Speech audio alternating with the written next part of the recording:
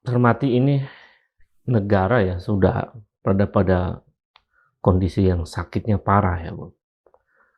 Jadi kalau saya teringat dulu Stanislav Andrewski menulis tentang kleptokrasi, itu nampaknya ya dengan data yang sampai 36% korupsi dari proyek strategis nasional di era Joko Widodo itu menunjukkan bahwa negaranya sudah masuk dalam kategori negara kleptokrasi.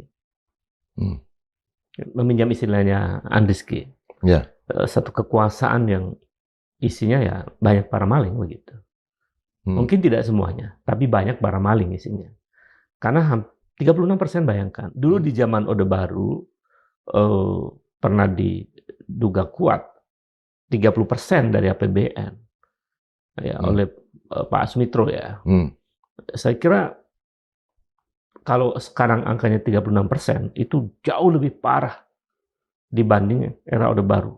Kenapa? Saya kira faktor yang paling dominan ya dari era sekarang itu adalah memang minimnya integritas dari aktor-aktor politik, ya aktor pebisnis, ya dan lapisan menengah dalam struktur kekuasaan di Indonesia yang justru mempraktekkan cara-cara yang atau birokrasi dijadikan sebagai instrumen untuk menumpuk kekayaan. Itu kan faktor yang nyata tuh. Jadi kalau ditelusuri kemana saja tuh uang yang 500 triliun lebih itu ada ke politisi, ya kan? Ada ke birokrat, ada ke ASN. Saya nggak tahu. Bisa juga ada ke istana kan begitu. Kita nggak tahu. Karena PPATK menjelaskan bahwa uangnya masuk ke sejumlah rekening, ya kan?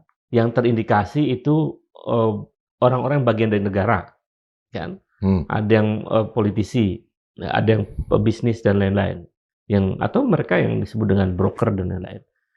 Jadi dari fenomena itu kan kita mesti melihatnya dalam perspektif yang lebih saintifik ya.